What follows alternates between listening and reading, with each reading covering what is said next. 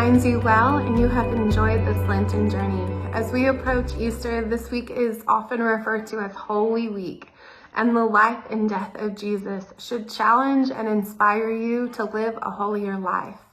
There are several key moments that transpired on this Holy Tuesday, and scholars believe that this Tuesday before his death was filled with ministry.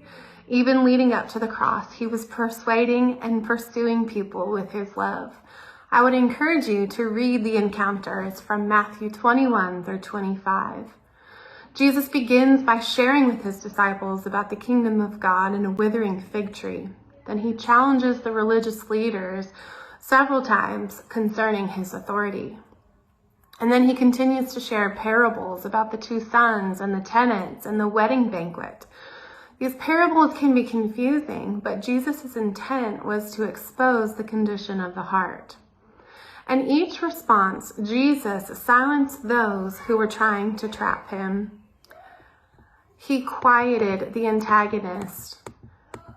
They did not like that their hearts were fully exposed and often retreated or conceded their own questions, because there was fault and disbelief in their understanding of the Messiah.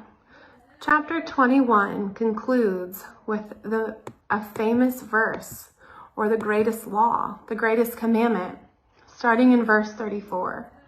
When the Pharisees heard how he had bested the Sadducees, they gathered their forces for an assault. One of the religious scholars spoke for them, posing a question they hoped would show him up. "Teacher, which command in God's law is the most important?" And Jesus said, "Love the Lord your God with all of your passion and prayer and intelligence. This is the most important, the first on any list, but there is a second set alongside of it, and it's to love others as well as you love yourself. These two commands are pegs. Everything in God's law and on the prophets hangs from them." It is believed that Jesus asked more questions than he actually answered.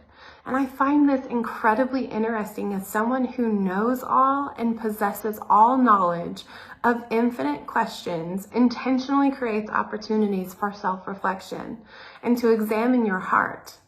But this response is pivotal, not only recognizing this rule as the most important, but for exposing the religious leaders for not being obedient to it.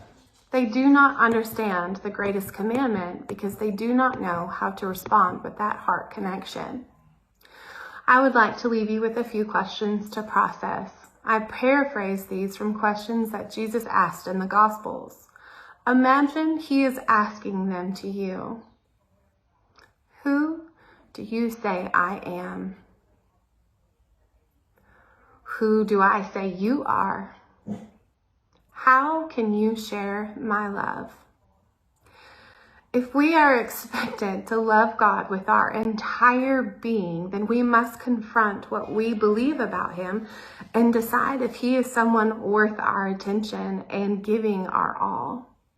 But the second part of that greatest commandment, we also have to have an understanding of that reciprocated love. Who does God say that we are? And that understanding, that love should empower us to share his love with other people.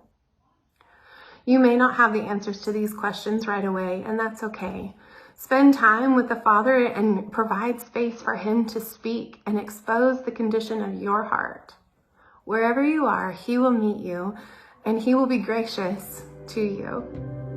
Be blessed and be encouraged.